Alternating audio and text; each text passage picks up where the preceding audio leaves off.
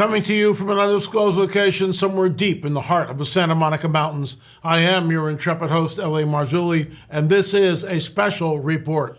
I want to talk and just give you a brief update from what I've been able to glean from what is going on over there. The operations in Gaza continue, obviously. Hezbollah is shelling northern Israel. Iran is saber-rattling. Lots going on, and there's no end in sight. It is now day 23 of the conflict. What amazes me, of course, is the anti-Semitism, which just seems to be raising its head everywhere. We'll get into that and so much more after a word from our trusted sponsor. Folks, L.A. Marzulli, we have a new product from the folks at BioTrust. I'm going to give this baby a try. Look, I've got stubborn belly fat. A lot of you out there have the same problem. Support balanced glucose uptake and metabolism in healthy individuals. This is pretty cool. Support normal insulin activity in healthy individuals. I have not yet tried this. I'm getting on it. I will report back to you. We try all of the stuff that our sponsors give us. Look, I'll be honest with you. I've got some stubborn belly fat. I would love to see it go away. So I'm going to give this a shot.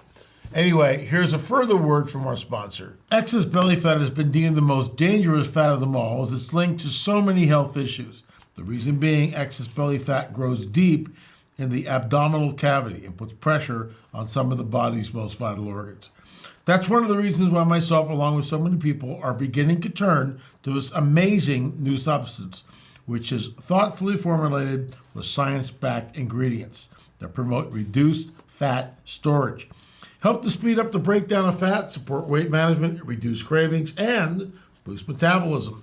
Folks, the best part I love is that you can get 51% off for the rest of the month or until they sell out, whichever comes first. Get yours now by going to trimwithla.com. Once again, that's trimwithla.com. Trimwithla.com. I'm going to give this 30 days. I'll report back to you and we'll see what it does. As many of you know, we laid down politics, prophecy, and a supernatural report almost 2 years ago now, per the Lord's instructions. But because of what's going on in Israel, I've been looking at Fox News and CNN, Jerusalem Post, Russian Times, I mean, everywhere, every place I possibly can. Al Jazeera, sort of getting all the news from different media. Lots of saber rattling going on. In my opinion, the place to watch is Turkey. They started off by siding with Israel, then they flip-flopped. So things are heating up. It's not getting better. It seems to be escalating, but we're not there yet. The key players for me, and I'm watching constantly, what will Turkey and Iran do? What will Turkey and Iran do? So Turkey has already threatened that if certain lines are crossed, Turkey will enter the fray. Remember, as I showed last week, the Ottoman Empire used to stretch literally all of Turkey, the Middle East countries that we know now, Iraq, Jordan, Syria, Lebanon, and Palestine, i.e. Israel. And then all across the northern part of Africa. That was the Ottoman Empire. Quick history lesson: at the end of the First World War in 1917, the Brits and the French came down and basically carved up the Ottoman Empire. And out of that created the modern states that we see of Iraq, Jordan, Syria, Lebanon, Palestine, which is actually Israel. So and they just made up the borders. They did it very haphazardly, in my opinion. Also, Egypt was granted their independence from the Ottoman Empire. So this was a huge deal for Turkey, because they had held on to this empire for 400 years. That's why I'm watching Turkey, because Erdogan has already stated that if certain lines are crossed, he will act. The Iranians are saying the same thing. Let's hope cool heads prevail. What amazes me is the anti-Semitism, which is reached, in my opinion, a fever pitch. It's global. It's just amazing how the UN stands up and applauds because they won't condemn Hamas's atrocity. I mean, it was unprovoked. 140 Israelis lay dead, and then they acted at the 50th anniversary of Yom Kippur. So I've seen quick glances of some of the atrocities that were committed. It's absolutely horrific. Absolutely horrific. So I want to get into this. who are the nations in Ezekiel 38? I think it's important. Why? Because what we are looking at, in my opinion, could be the formation of a Psalm 83 war. If you've not read Bill Salos's book, you need to get it. Absolutely. Psalm 83, Israelistine. Go to prophecydepotministries.com. prophecydepotministries.com. So Ezekiel 38 mentions several nations that will come against Israel in the future battle. Who are the nations in Ezekiel 38? The main nations are noted in Ezekiel 38, 1 through 6. So let's get into it. The word of the Lord came to me, son of man, set your face against Gog, the land of Magog, the chief prince of Meshech and Tubal.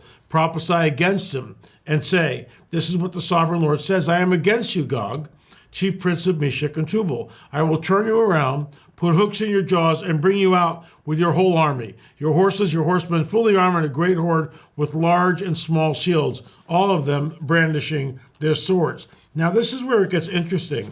The second nation listed is Persia, which is modern-day Iran.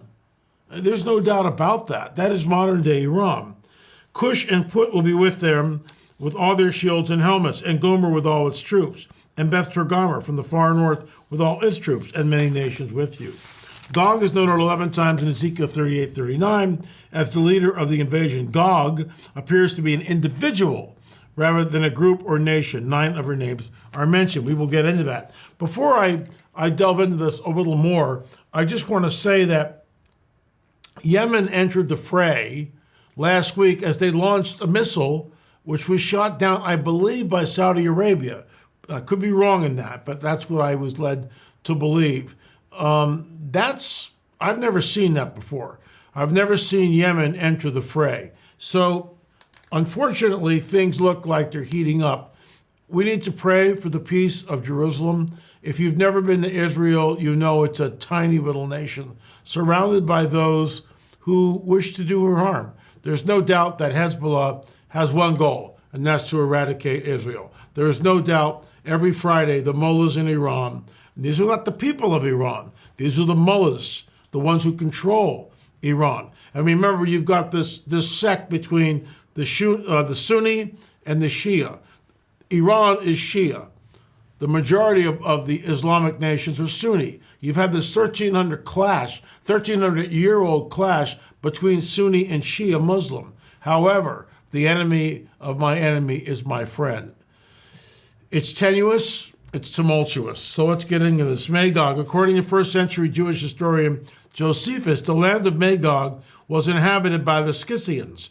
The Scythians lived throughout Central Asia, indicating its identity is associated with nations today as Kazakhstan, Kyrgyzstan, Uzbekistan, Turkmenistan, and Tajikistan. Tajikistan, including Afghanistan in this group. Basically, the stands, that's what some people in the West kind of tongue-in-cheek, because they're hard to pronounce, and I have trouble pronouncing them, as you just saw. The bottom line is this. In order to get to the Middle East, they've got to go through Iran.